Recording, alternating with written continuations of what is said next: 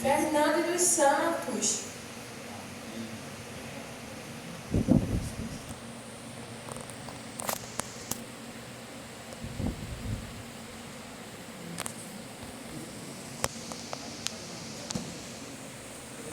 Graça e paz, meus irmãos. Amém. Eu sou crente. Glória a Deus. E sou crente novo convertido. Eu agora entrei na igreja. E entrando na igreja, eu trouxe aqui a minha mala. Como é o nome dela? Mala velha. Repitam. Mala velha. Essa mala velha sou eu. Agora eu vou mostrar. Eu quero deixar minha mala velha aqui. E quero falar com vocês sobre a palavra de Deus nos textos em que vocês relataram. 1 Coríntios, capítulo 6. 6, né? Vamos lá. 1 Coríntios, capítulo 6. Não esqueça, aquela criança era eu, bebezinho, quando nasci. Aí agora eu me tornei um homem e me converti. Só que eu vim para a igreja e trouxe a minha mala Velha. Pronto. Isso. Não é diferente de ninguém. Todo mundo, quando chega na igreja, traz a mala velha. Fala a Deus. Agora vamos ver o que é que tem dentro da mala. Esse é o grande detalhe. Capítulo 6, versículo 19 e 20. Do livro da carta de Paulo aos Coríntios. Vocês podem acompanhar ali enquanto eu leio aqui mesmo. Capítulo 19. Será que vocês não sabem que o corpo de vocês é santuário do Espírito Santo, que está em vocês, e que vocês receberam de Deus, e que vocês não pertencem a vocês mesmos, porque vocês foram comprados por preço. Agora, pois, glorifiquem a Deus no corpo de vocês. Aleluia. Capítulo 5 de 1 Coríntios, capítulo 5 de 1 Coríntios, capítulo 6 de 1 Coríntios, o apóstolo Paulo estava se referindo à moralidade. Por quê? Porque Coríntios era uma igreja que estava neste momento vivendo uma grande depravação moral. Uma depravação moral de uma forma tão grande que até o filho estava tendo relação sexual com a mulher do pai. Tamanho era a imoralidade dos coríntios, do povo em Coríntios, da igreja de Coríntios. Era uma depravação moral. E a ideia do apóstolo Paulo no capítulo 6 é exortar o povo, os cristãos, a fugir da imoralidade. Essa era a ideia. A ideia de Paulo escrever essa carta aos Coríntios, capítulo 5 era exortação à moralidade, capítulo 6 era exortação à moralidade, e capítulo 7 era moralização, era exortação à moralidade. Porque de fato ele gastou 3 capítulos, porque de fato a igreja de Coríntios estava vivendo um momento de total depravação moral. Então o apóstolo se preocupou em exortar a igreja de Coríntios a ter um comportamento moral cristão, ou seja, não é o que você fala que define quem você é. O que define quem você é o que você vive. Amém. É isso mesmo. Eita glória! Então palavras não passam de palavras e não tem força nenhuma se não tiver de acordo com o seu caráter, com o seu estilo de vida. Muito bem. E o apóstolo Paulo, ele estava falando da imoralidade do povo de Coríntios. E ele vai dizer assim: olha, escuta, quando você se converte, você não só converte a alma, não. Você converte a alma, o corpo e o espírito. É uma triunidade, a personificação humana. O homem é corpo, é alma e é espírito. Então, quando o Espírito Santo entra nele, regenera ele na sua integridade. Aleluia. E se não, pelo menos se ele não regenerar de uma forma total, ele vai convencendo você a que o seu comportamento não está adequado a ser um cristão, a ser um homem chamado cristão, que é um Cristo pequeno. Então, você vai entender que o Espírito Santo vai lhe convencendo da trajetória da sua vida cristã, a que você tem muitas coisas em você que precisa ser mudado para poder glorificar a Deus. Amém. Eu vou começar, quando eu começar a abrir a mala velha, eu vou dizer uma coisa para vocês. Todas as vezes que eu citar um atributo humano da mala velha, você vai dizer assim: nós homens, escuta só que isso é coisa séria, nós homens somos os guardiões da igreja. Amém. Não é o papel da mulher, não. Guardar a igreja é o papel do homem. Guardar a família, guardar a esposa, guardar no sentido de proteger, guardar a esposa, guardar os filhos em casa, é papel do sacerdote, do homem. Guardar a igreja não é só missão do pastor, não. Guardar a igreja é, segundo o apóstolo Paulo, ele está dizendo assim: vocês precisam ter um comportamento moral para que as pessoas de fora, não só os de casa, sejam edificados, é o que o apóstolo Paulo está dizendo. Não só os de fora sejam edificados, mas também os de dentro. Vocês vão ser testemunha para os de fora com um comportamento moral e vão ser responsável moralmente pela igreja. Porque a mulher da igreja é sexo mais frágil, assim como em casa. Os filhos em casa são pessoas, crianças, adolescentes, mas são frágeis, que precisa de que eu seja o guardião deles, assim como da esposa. E na igreja não é diferente. O homem na igreja, o homem, eu estou falando do gênero masculino, ele é também responsável por ela.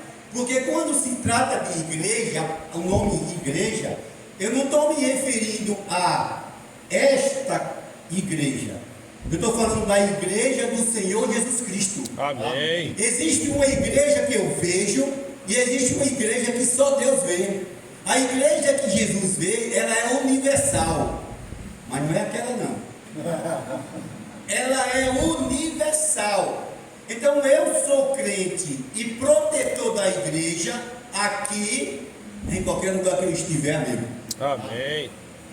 Então a ideia, a preocupação do apóstolo Paulo é que você seja um homem de moral, de personalidade, de caráter. Mas como é que eu vou conseguir isso se eu tenho uma mala velha? Eita. Como é que eu vou conseguir? E o que será que tem dentro da mala velha? Eu cheguei, me converti, e agora eu vim para a igreja Batista, como é o nome aqui? Xande Cruz. Eu vim para cá, eu me converti, eu sou homem, eu sou heterossexual, eu vim de uma bagaceira desgraçada. Ei. E eu sou essa mala velha aqui, eu sou essa mala velha. Vamos ver o que é que tem dentro dela. Eita glória! Fala, Jesus! Fala, Deus. Tem gente que não quer que eu abra não, mas eu vou abrir. Segura o que tiver aí dentro. Você quer você ajudar a abrir a mala? Tanta boca que tem para abrir.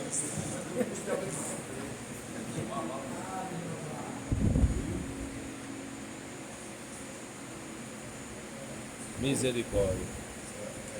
Escuta só, eu cheguei e agora eu sou crente, mas eu trouxe na minha bagagem, personalidade, no meu caráter, a minha mala velha. E a primeira coisa que eu trouxe para dentro da igreja é chamada aqui de facção. Todo ser humano tem isso. Todo ser humano é faccioso. Mas vamos ver o que significa essa palavra. No contexto etimológico, facção, comportamento de adversário. Facção é comportamento de adversário. Facção é facção é algo que eu nunca devo viver. Por quê? O apóstolo Paulo, quando ele fala em Gálatas capítulo 5, ele vai exortar os cristãos da galáxia da seguinte forma: Paulo quer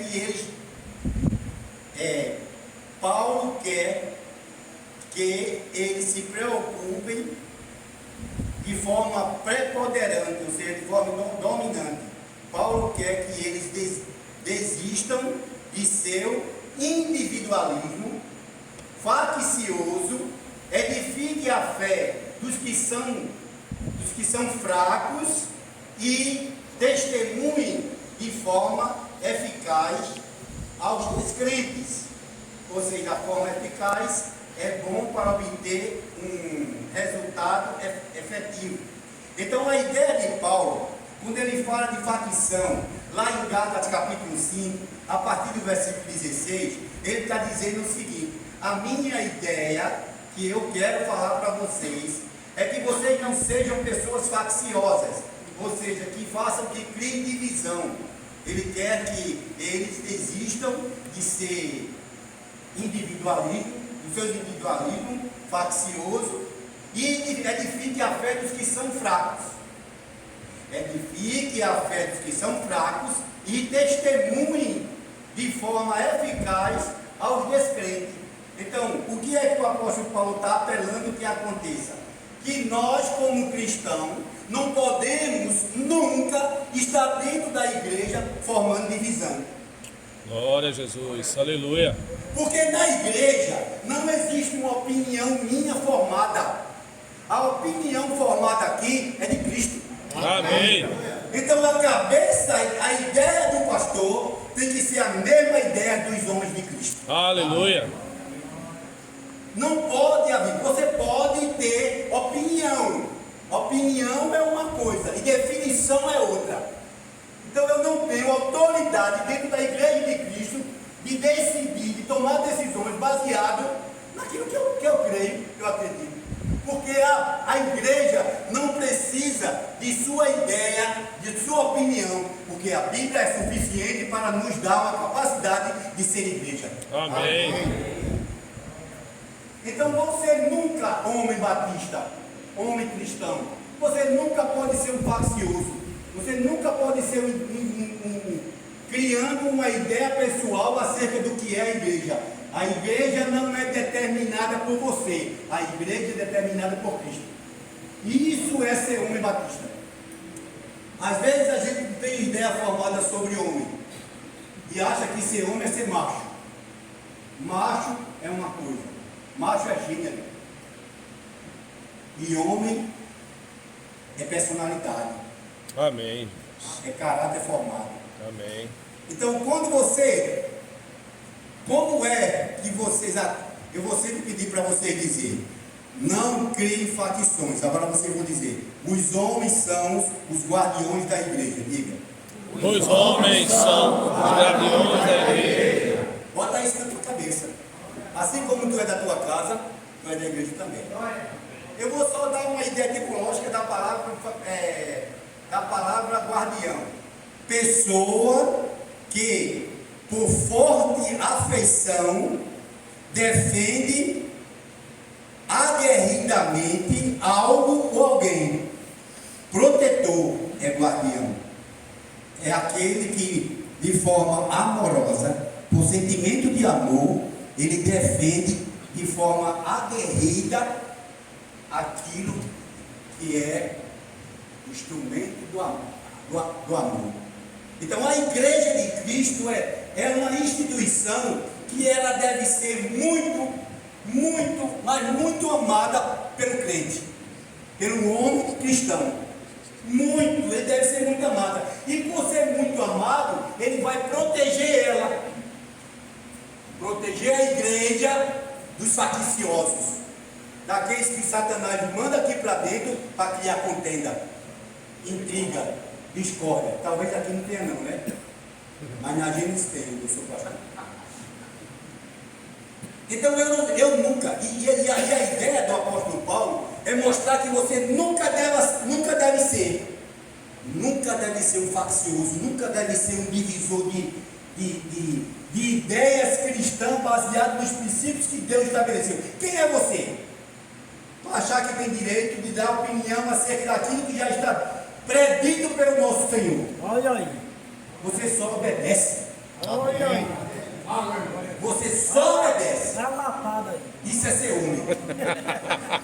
Ser homem é Segura. acreditar. Para as costas aí. Ser homem é você acreditar que você é conduzido pelo seu Senhor. Eu gosto assim, né? Isso é ser homem. Eu E gosto se o assim. seu Senhor tem uma igreja, o seu dever que diz que o ama é proteger a igreja dele. É. Aleluia. Glória a Deus. E Fala, quem deseja proteger a igreja não vive criando contendas e divisão. lapada. Porque o Espírito Santo não é espírito de divisão. Amém. Glória a Deus. Então a primeira coisa que a gente chega na igreja, facção. Isso é a minha mala velha. Eu trouxe isso para mim na igreja. Eu trouxe. A ideia central. A ideia central aqui do apóstolo Paulo é esta. A ideia central do apóstolo Paulo, diante do texto lido, de Gálatas 5,16, é mostrar que nós devemos fugir da imoralidade. Entre a imoralidade e aqui está a facção. Então, eu cheguei na igreja, viu? Sou eu. Não devo ser um ser faccioso. Apesar de trazer essa ideia social, porque a facção, ela existe na sociedade. A facção existe na humanidade. Todo ser humano tem facção. Porque quando Paulo fala em Gálatas capítulo 5, versículo 16 em diante, ele começa dizendo no 16, andai em espírito, e jamais satisfarei o desejo da carne. Pronto, depois ele diz, não ande. Quando você se converte, que você entra na igreja, toda aquela bagagem da mala velha, ela vem com você para dentro da igreja, sim ou não? Ela vem com você, ela vem com o pastor, ela vem com todo o ser humano. A bagagem que você vem do mundo, a mala velha, você traz para dentro da igreja. Lá vem você. Toma aí, Barroso, que vira. Fala, Deus. Aí não vai agora o coitado do Barroso. Fala, Jesus. Agora vai o coitado do pastor Barroso. Eita, Descascar vocês tudo Para as para costas tirar a mala. aí. Não é obrigação sua, não. A sua obrigação é ensinar. E da igreja é aprender e botar em prática. É mesmo Glória. assim, Jesus. É isso aí, Jesus. Você não está sendo homem? Você está pensando que ser homem é somente nome? Homem é homem tudo. Ele só é homem se for homem tudo. Ele não pode ser meio homem. Eita, Glória glória. a Deus. Ou ele é ou ele não é. Vamos ver o que é a mala velha. Eu trouxe para dentro da igreja como minha mala velha, que sou eu, vaidade. Eita, Jesus. Tem vaidade aqui não? Tem não, né? Não vinha não. Fala, Jesus. Os vaidosos não vinham não, foi? Segura as costas. É só chicotada. Fala, Então, papai. escuta, amados, vaidade é uma coisa que está em nós. Vem conosco para a igreja, entra dentro dela.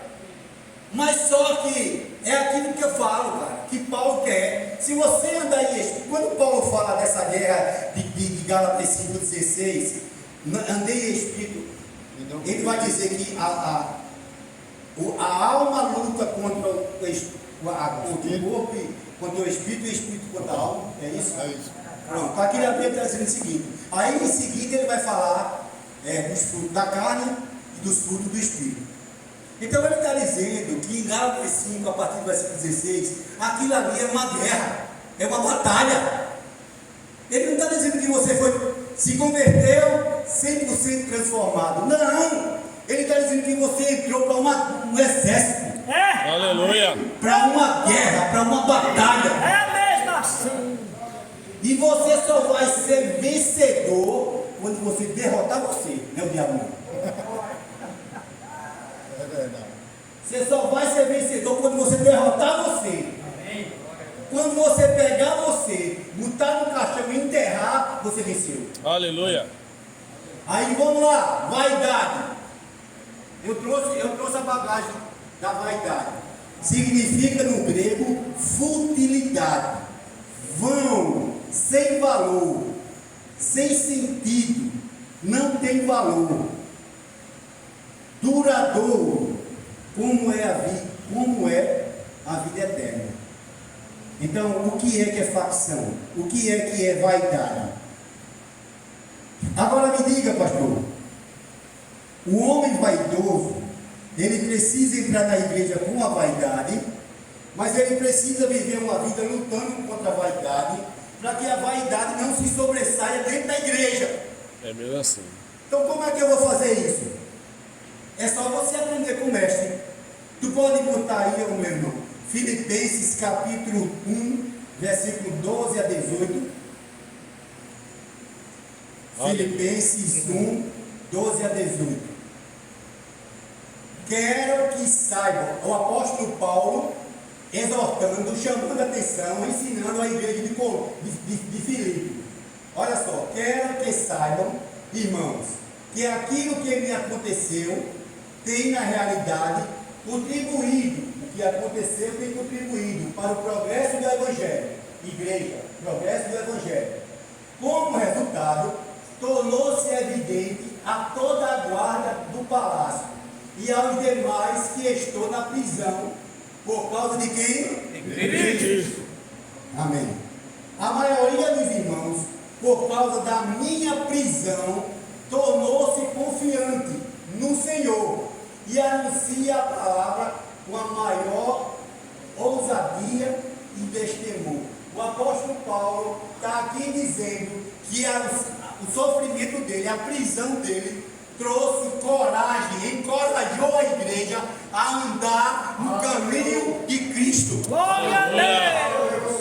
Então aqui, na igreja de Cristo, não tem lugar para covarde. Aleluia. Quanto mais eu sofro, mas segundo Paulo, as pessoas estão sendo edificadas pelo meu sofrimento. Então, se é por isso, eu quero sofrer. Glória a Deus. Para que Cristo seja glorificado. Amém.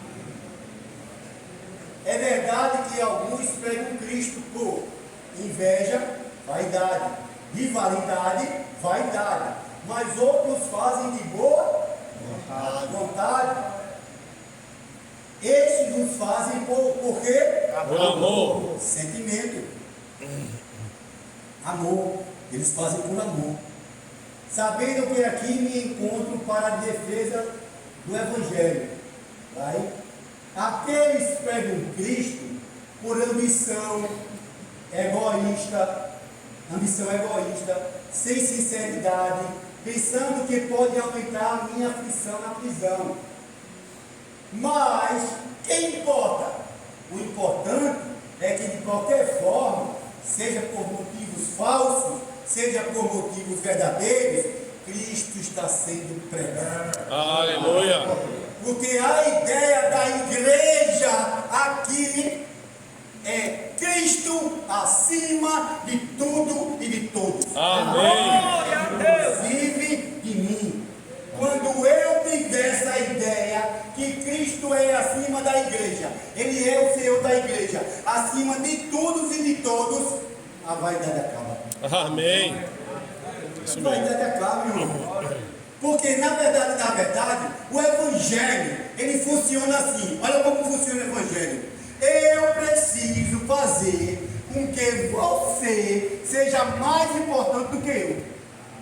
O evangelho funciona assim.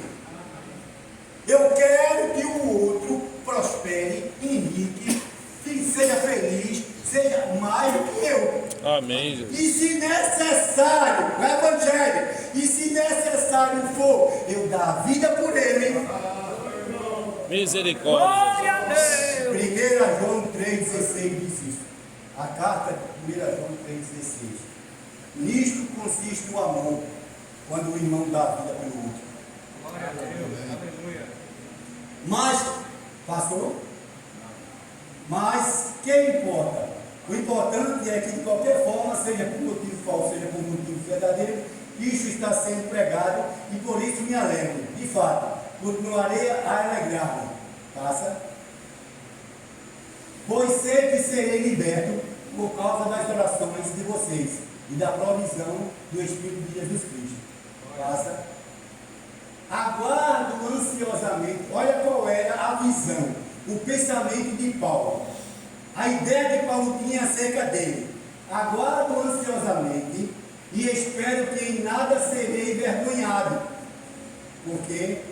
Porque se ele viver uma vida moralmente cristã, ele nunca vai ser envergonhado. Ele vai ser injuriado. Ele vai ser traído. Mas envergonhado nunca, porque ele é sincero. Ele é verdadeiro. Ele é crente. Ele pertence à igreja de Cristo. Amém. Ao contrário, com toda a coragem de sempre. Também agora Cristo será engrandecido no meu. Olha a ideia de Paulo. Quando a gente está falando de Coríntios, capítulo 6, 19 e 20, Paulo estava exortando o povo de Coríntios, dizendo: olha, o corpo de vocês, ele não pertence a vocês. Aleluia. E corpo não tem vida. Paulo está se referindo ao corpo, mas corpo não pensa, corpo não deseja, corpo não tem sentimento. O que faz corpo viver são as células. Então, quando a Bíblia fala de corpo, ele está dizendo alma, aonde habita o seu caráter, a sua personalidade. Então, Paulo está dizendo em Coríntios, que vocês botaram o texto aqui, versículos 19 e 20, Paulo está dizendo que a vida moral de vocês sejam irrepreensíveis. Porque ele está falando de imoralidade sexual. Capítulo 7 ele vai falar de imoralidade sexual. Mas ele não está atribuindo a moralidade, a imoralidade apenas por causa do sexo, não. O sexo é um detalhe. Se você trair sua mulher, é imoralidade sexual. Mas ele não está falando da imoralidade apenas do sexo. Ele está falando da imoralidade de uma alma miserável. Porque não quer obedecer os princípios de Cristo, não quer viver os princípios de Cristo. Aí ele mais uma vez fala aqui, ó, engrandecido no meu corpo. Quer dizer, a partir do momento que eu ando com o meu corpo de acordo com o que Cristo quer, então Cristo é o quê? Engrandecido. E qual é o papel da igreja? Engrandecer é Cristo. Amém. E se os homens da igreja não proteger a igreja de Cristo de forma moral, o que é que vai acontecer? As mulheres são sexo frágil. As mulheres são mais emoção do que razão. E o homem é mais razão do que emoção. Por isso que Deus encabeçou o homem a ser o cabeça da mulher. Assim como em casa você é o cabeça da sua esposa e dos seus filhos, na igreja você também é o cabeça dela junto com Cristo. E o seu dever é proteger a igreja de Cristo. É a coisa que ele mais ama. Amém. Não existe no universo humano, na Terra, no sistema humano, nada, absolutamente nada que Cristo ame mais do que a igreja. A igreja é a igreja é sabe aquela coisa, menino dos olhos de Deus, o amor de Deus, A igreja é a coisa mais sublime que Deus tem na terra. Nada nesta terra é mais importante para Deus do que a igreja. Agora, quando Deus convocou você para o exército dela, foi para você ser guerreiro, não covarde e omisso. Então, olha para o seu papel de homem cristão. Olha aí. Em qualquer lugar por onde você andar. Porque se você andar fazendo besteira por aí, e alguém que conhece você, vê você fazendo, vai logo dizer: ó, aquele irmão é da igreja batista de Chão de Cruz. Sujou o nome da igreja. É isso Sujou mesmo. o pastor. Ah, é o velho daquele pastor. Talvez seja tudo assim, ó. Olha, quando um policial Quando um policial, É, Jesus. quando um policial se corrompe, aí a manchete na televisão: policial se tornou o quê? Mas qual foi o nome que ele usou logo no começo? Pronto, aí sujou a imagem de todo policial, de toda a polícia. Quando um cristão faz besteira, é crente da igreja. Sujou o nome de toda a igreja. Você não veio para aqui para ser imundo, não. Você veio para aqui para ser santo.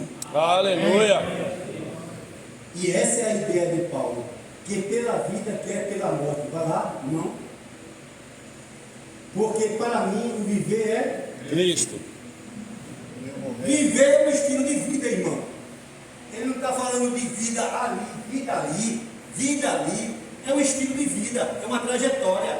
Para mim, o estar vivendo, seja comendo, seja bebendo, seja dormindo, seja acordado, o que eu estiver fazendo na terra, com a minha personalidade, triunidade, eu devo ser por Cristo. Amém.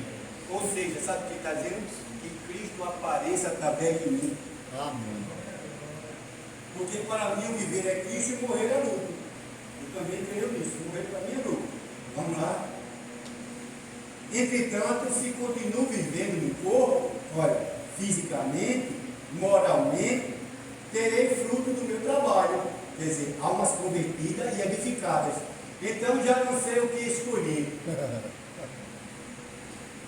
Já não sei mais o que escolher. Se é melhor ir, se é melhor ficar. Vai lá, bota aí hoje. Estou pressionado dos dois lados. Desejo partir. Receba. E estar com Cristo. O que é muito Melhor. Como é que eu posso me preocupar com essa situação? O melhor é estar com Cristo. Vai aí, tu. Contudo, é mais necessário por causa de vocês, testemunho para os outros, que eu permaneça Vivo. E a igreja é uma célula o quê? Viva. A igreja é uma célula o quê? Viva! Mas viva para quê? Para glorificar. Para glorificar Jesus, Amém. para honrar o seu nome, com a sua vida, com a sua vida. Aleluia. Glória a Deus. Deixa eu ver aqui.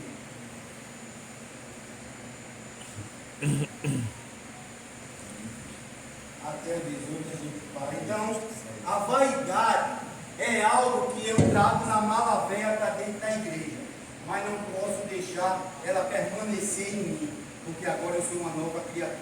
Vamos lá? Os homens são os Guardiões da igreja. guardiões de quê? A igreja. Inculca isso na tua mente. Todo papelzinho eu vou fazer para ele. A mala velha, eu trouxe para a mala velha agora fofoca. Eita, gente. Quem tem não? Tem não, tem? Glória a Deus, tem não. Os irmãos fofoqueiros, eu acho que faltou hoje. Receba, Júnior. Ô, Glória. Eita, essa lavada foi na cabeça. Eu trouxe para dentro da igreja Receba, em Alex. mim a fofoca. Essa foi boa. Agora Agora, o que é que a fofoca provoca? A fofoca destrói relacionamento. E olha, irmão, deixa eu dizer outra coisa para você. Não fique você pensando que existe fofoca construtiva, não. Toda fofoca é diabólica. Glória. Não existe fofoca construtiva. Se é construtivo, não é fofoca. É ajuda ao próximo. E a coletividade da igreja. A fofoca, ou mexerico, consiste não somente no ato de fazer afirmações, não baseadas em fatos concretos, especulando-se em relação à vida alheia, mas também em divulgar fatos da vida de outras pessoas, sem o consentimento da mesma, independente da intenção e difamação ou de um simples comentário sem fim maligno. Então a fofoca, ela não pode existir. Tem uma coisa que eu aprendi ao longo da minha vida cristã, é a sinceridade. O meu genro, ele me chama de Zé Sinceridade, porque eu conquisto muito conflito por ser sincero. É isso mesmo. Até com o meu genro também, eu sou muito sincero. A sinceridade em mim é uma coisa muito natural. Eu nunca gostei de falsidade. Uma vez a minha mãe fez aniversário no meio da rua lá, Barroso. Aí tem aqueles carros, né, de som que vem enfeitado com o coração, um bocado de coisa. E o pai na frente da casa do aniversariante e dá uma palavra. Aí cada irmão lá, meu, família, foi dar uma palavra no meio da rua sobre minha mãe. Aí quando eu vi o carro chegando, eu fugi, eu corri. Por quê? Porque eu disse, se eu ficar e eles forem me dar a palavra, eu vou falar a verdade.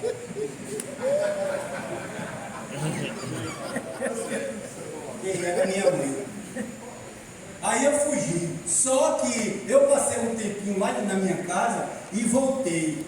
Quando eu vou entrando na rua, de longe eles me viram. Aí, olha ali, só falta ele, vem! Eu disse, lascou essa.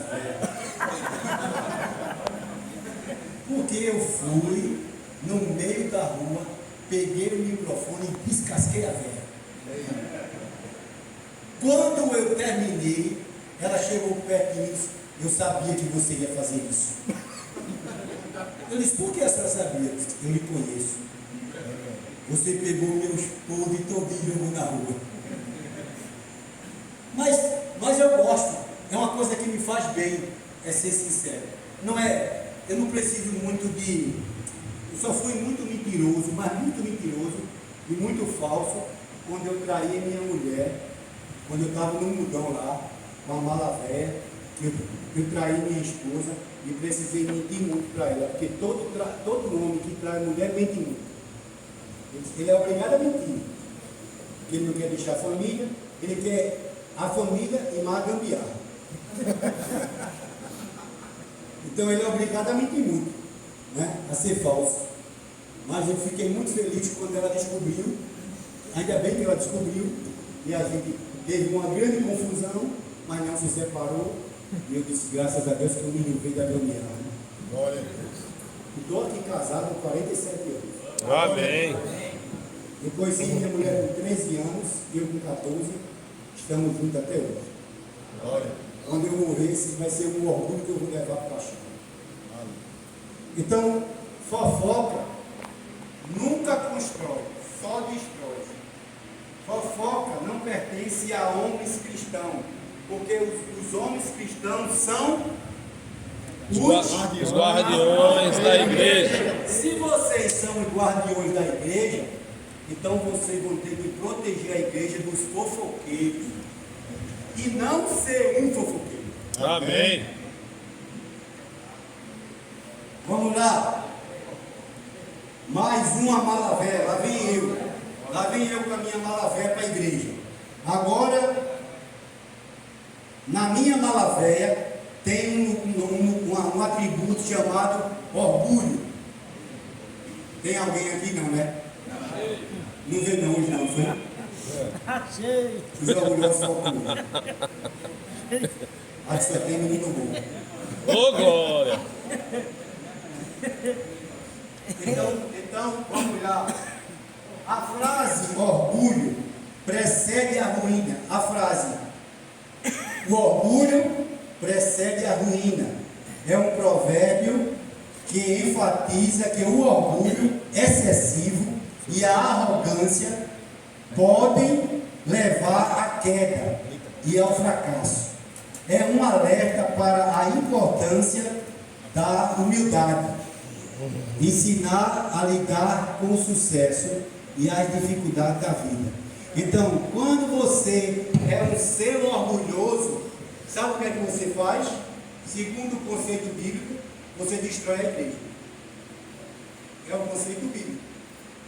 Porque o orgulho precede ao quê? A ruína. Então, se eu trago o orgulho, cara, entenda uma coisa: todo ser humano é orgulhoso. E tem manifestação de orgulho que faz bem a gente. Agora ele está falando de orgulho excessivo. Quando eu acho que eu sou o cara. Eita glória! Quando eu acho que eu sou o cara, eu já estou fazendo parte de um tijolinho da destruição da igreja. Então nunca nós devemos ser orgulhosos. Agora me diga, pastor, já que eu estou entrando com a mala velha e preciso deixar o orgulho, o que é que eu faço? Eu vou ensinar para você. Eu vou dizer para você o professor que você deve. Procure esse professor. Você vai procurar um professor e ele vai estar aqui agora. Bota aí Filipenses 2,18. Filipenses 2, 1 e 8, olha. Filipenses 2, 1 e 8. Portanto, se algum encorajamento em Cristo, se há algum consolo de amor, se há alguma comunhão no Espírito, se há alguma afeição e compaixão, completem a minha alegria, tendo o mesmo modo de pensar. Pensar é formação de ideias. Tenha o mesmo modo de Deus. Amém. E que é para o benefício da igreja. Amém. Olha, continua. Cuidando cada um, não somente dos próprios interesses, não, mas também dos interesses dos outros.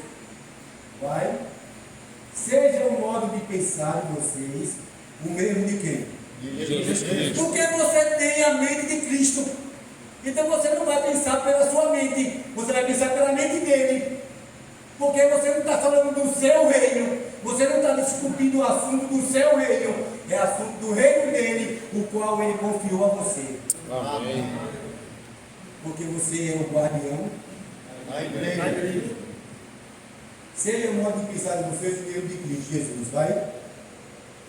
Agora, ao professor, que apesar de ser Deus, não considerou que a sua igualdade com Deus era algo que deveria ser usado como vantagem, mas antes esvaziou a si mesmo, assumindo a forma de servo, tornando-se semelhante aos homens.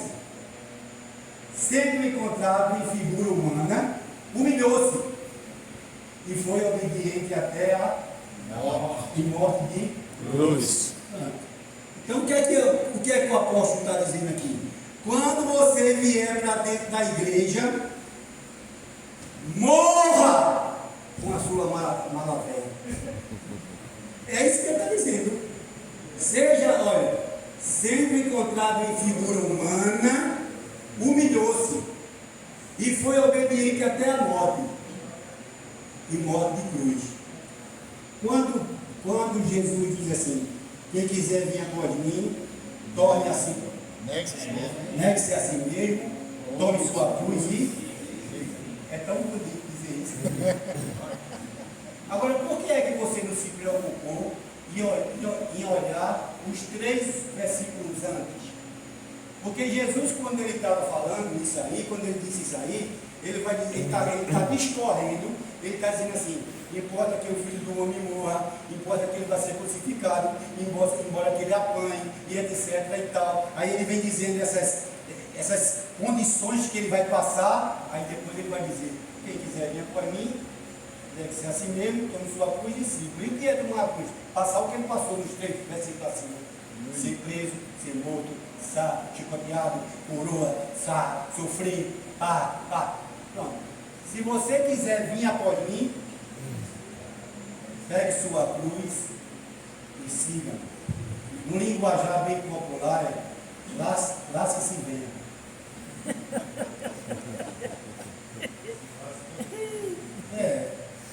Venha, sofra, mas venha. Sofra, mas não pare. Eu pregando esses dias na igreja, eu falei uma coisa assim para a igreja, irmão, porque assim, irmão, olha, eu tenho 26 anos, vou fazer 27 anos de cristão. Eu tenho 20 anos de ministério pastoral e missionário. Só agora que eu falo, acho que 1 ano, 2 anos atrás, eu vim descobrir que a igreja é a coisa mais importante para Deus. E quando Deus me vocacionou ao ministério pastoral, aí eu falei para os irmãos, o meu dever, é pegar a igreja, proteger ela e levar meio mundo de porrada aqui nas costas. Pode bater, mas ela está aqui embaixo de mim, estou protegendo ela. Aleluia. Agora você pensa que esse proteger a igreja é somente nosso, pastor, é de vocês também. Aleluia. Bando de chibu. Receba. É de vocês também, e é para fazer isso aqui na igreja. Ó. Bata, mas eu estou protegendo ela. Porque ela é dele. Glória a Deus. O orgulho destrói. Aí o professor ensina. Olha o professor dizendo, humilhe-se e foi obediente até a morte. A humilhação está atrelada à obediência. Os homens são Os guardiões da igreja. bota na cabeça, é para inculcar.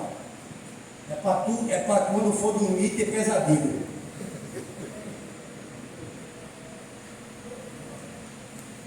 Mais uma coisa que eu trouxe na mala velha para a igreja: arrogância. Ui. Tem não, né? Não. Não. Ficou na igreja do pastor aqui, né? Não vieram para cá não. Pronto. Então vamos lá. Um homem arrogante, no grego é atitude de orgulho excessivo, ligado à desobediência, considerava superior aos deuses. Isso era o homem orgulhoso naquela época. Eles se sentiam superior aos deuses pagãos. Não conheciam o Deus de Israel e eles eram desobedientes. Orgulho excessivo é arrogância e é ligado à desobediência. Qualidade ou caráter de superioridade, ou seja, a minha opinião está formada e ninguém muda. Se você tiver essa ideia na sua cabeça de que a sua opinião está formada e ninguém muda, esse aqui não é o seu lugar. Ô, glória. Não é o seu lugar. Porque quando a gente traz a mala velha para dentro, a gente traz disposto a pedir a Jesus que transforme o nosso caráter. Amém. E que Jesus vai sair transformando, mudando. Mesmo assim. E vai doer. É verdade. Ô, glória. Recebe aí. Mas a dor que ele causa, ele mesmo cura. Amém. Porque a Bíblia diz que a ferida, que ele faz a ferida e cura. É isso A mesmo. ferida é para a edificação das nossas vidas. E a cura é para a glória dele. Amém. Quando eu sou curado do meu caráter, eu começo a dar um testemunho de cristão de forma tal que alguém vai dizer, ali vai um crente. É isso Pronto, mesmo. glorificou Jesus. Aleluia. Eu digo para minha mulher, eu só vou considerar que eu sou um crente que glorifique a Deus quando eu estiver no caixão e a turma chegar e dizer, aí morreu o homem de Deus. Aí eu vou considerar que eu honrei a Deus até o fim. Porque eu dei testemunho de Cristo até morrer. Amém. Então, a arrogância destrói a humanidade. Nós, como é agora, os homens são, Os guardiões da igreja. guarda isso aí, homem, guarda isso aí. Eu trouxe na mala velha, na minha mala velha, na minha personalidade, traição. Tem não tem? Não. Que não. Estão lá fora. Traição, e aí vai traição de todo sentido. Olha a traição. Traição pode ser entendida de várias formas. Significa a quebra de confiança e compromisso, podendo envolver infidelidade física, emocional ou virtual. Não é nada. Se eu passei 10 anos aí. Então, essa é a traição emocional. Porque, escuta, como nós somos seres humanos nós somos assim. Você está ali, aí lá vem eu me aproximando de você. Aí você olha para mim e diz assim, o que é que eu vou agora conversar com esse cara? Eu vou ter que inventar alguma coisa para a gente conversar. Aí quando ele se aproxima, aí você, eita, me lembrei, futebol. É só para chamar a atenção dele, só para ter um relacionamento. Porque esse relacionamento é falso. Quando você vê alguém que você ama, amigo de verdade, você, caramba, lá vem fulano, que bom, a gente vai poder conversar de forma saudável. Aleluia.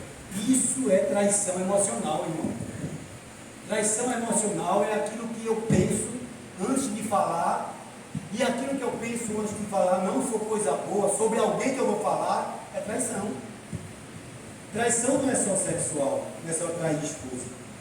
Traição é aquilo que eu penso sobre alguém e que não é coisa boa, que não é desejo bom para ele. Por isso que a Bíblia ensina que o Evangelho deve ser: você precisa ser mais importante do que eu. O que depender de mim, eu quero que você seja mais do que eu. Amém. Eu quero que você estude mais do que eu, se forme, ganhe mais dinheiro do que eu. Quem sabe quando você ficar rico, tu não vai me dar uma coisinha. Ô, glória. Eu já fui abençoado por muita gente que eu ajudei no passado. Glória a Deus. É isso mesmo. Então, traição é algo que não condiz com o cristão. Mas a gente trouxe a traição para dentro da igreja. A gente trouxe porque veio na mala velha. Isso faz parte do pecado. O apóstolo Paulo, quando fala em Gálatas 5,16, ele está dizendo assim: andei em espírito, jamais satisfarei o desejo da carne. Porque o fruto da carne é. Isso é uma expressão de um verbo afirmativo. Paulo está escrevendo para a igreja da Galácia, está escrevendo para crente, mas ele está dizendo: o fruto da carne é. Então ele está afirmando que na carne existem esses frutos. E ele está escrevendo para a igreja. Então ele está dizendo que na igreja da Galácia existe crente com aqueles frutos da carne. Que o fruto da carne todos nós temos. A ideia de Paulo é que você não pode viver uma vida carnal na igreja. Aleluia. Porque quem tem que prevalecer é o fruto do Espírito em você. Amém. Para que você não seja martelo destruidor da igreja. Ou marreta. Glória a Deus. A igreja tem que ser construída dia após dia. E você pode ser um tijolinho importante dentro dele. Glória a Deus. Então, traição não condiz com o cristianismo nem com o homem cristão. Porque nós precisamos ser Guardiões da igreja. Ui, parece que tem gente se convertendo nisso, Paulo. Amém. Olha só que eu trouxe na mala velha: discórdia. Tem, não tem? Eu acho que ficar lá em Carlinhos. Tudo que não presta, fica culpado. Aqui só tem santo. Aleluia. Discórdia é algo que destrói a igreja. A palavra discórdia em grego clássico é eris e também o nome da deusa grega da discórdia. Ou seja, na Grécia Antiga, no Oriente Antigo, existia uma deusa e o nome dela era discórdia. Conflito e contenda era o nome dela. A deusa discórdia, conflito e contenda. Em muitos casos também se pode usar a palavra discornós, que significa divisão ou desavença, nome dado à deusa da mitologia grega. Logo, idolatria para quem vive promovendo discórdia. Quem vive promovendo discórdia está glorificando a Deus e discórdia. Logo, se você vive criando discórdia, então você é um idólatra da deusa discórdia. Mas na Cristolândia não tem discórdia. Aleluia. Eu sei o que é isso. É.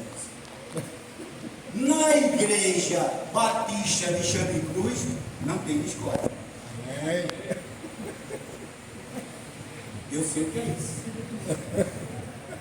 Há 27 anos dentro de igreja. Então eu trago isso para dentro da igreja. Mas eu sou o guardião dela, eu não posso ser um instrumento de discórdia. Eu preciso andar em acordo. A Bíblia diz, olha, irmãos, Jesus quando está orando, na oração sacerdotal, lá em João 17, ele diz assim, Pai, rapaz, já é em nome de Jesus. Por isso que Barroso está coçando aqui, ó, bigode. Eu vou terminar. Olha o que Jesus diz. Ei, irmão. Olha o que Jesus diz em João 17. Pai, ele orando. Oração é algo que sai do coração. Não é falso. Pai, a minha oração é que ele seja um. Perfeito em unidade. Para que o mundo reconheça que eu estou neles e que eles estão em mim. Aleluia. Então a ideia de Jesus orando é que o mundo só vai reconhecer que a igreja é de Cristo quando ela andar numa perfeita unidade. Amém. Então não pode ter discórdia. É verdade. Não cabe lugar para discórdia. Porque vocês são Guardiões da igreja. uma com uma bronca dessa. Vamos terminar.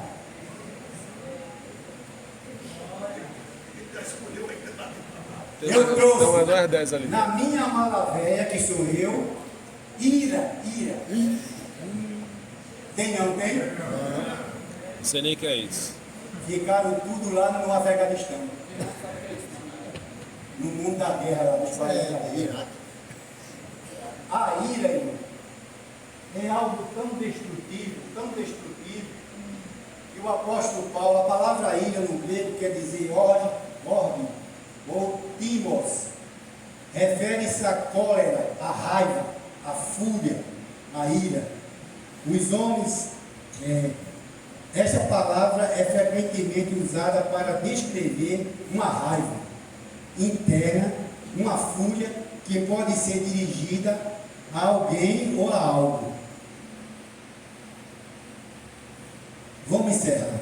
Efésios 4, 26 e 27. Bota aí. Efésios 4, 26 e 27. Olha só o que é que o apóstolo Paulo orienta. Quando ficarem irados, não pequem. Não permitam que o sol se ponha enquanto durar a ira de vocês. E não deem lugar a quem? Ao diabo. Duas coisas que eu aprendo aqui. A primeira, a gente nunca vai se irar, é isso que Paulo está dizendo. Não. Que a gente nunca vai se irar, não é isso que Paulo está dizendo, não. Ele está dizendo, não viva irado. Não viva irado. A ira santa, tem ira santa? Sei não. Eu acho que eu já tive uma ira santa. Mas a ira, irmão, que Paulo está dizendo aqui é o seguinte: não se conforme em ser um iracundo. Não viva se irando. Em algum momento você pode se irar. Por que o apóstolo Paulo está dizendo isso? Por que nós estamos afirmando que ele está dizendo que não devemos viver irado? Porque ele está dizendo o seguinte: não deixe que o sol se ponha. Ou seja, o que é o sol se pôr? É você viver irado de uma forma tal que o sol vai se pôr você irado, você vai se acordar irado e vai dormir irado. O sol vai se pôr e você irado. Então ele está dizendo, não é que você não vá se irar, mas é que você não tenha prazer na ira, porque a ira não faz parte da igreja de Cristo. Aleluia. Glória a Deus.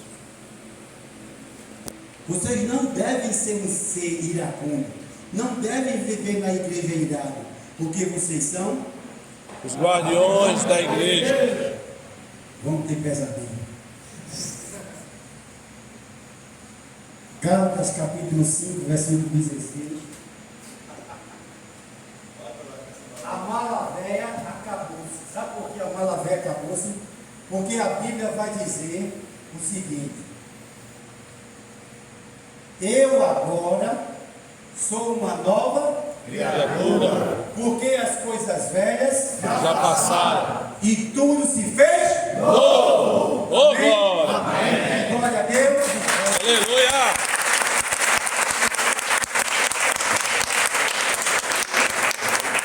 Glória a Deus. Amém, meus irmãos. Filhos, toda vez que o pastor Wagner vem para cá, é isso, né? Nós louvamos a Deus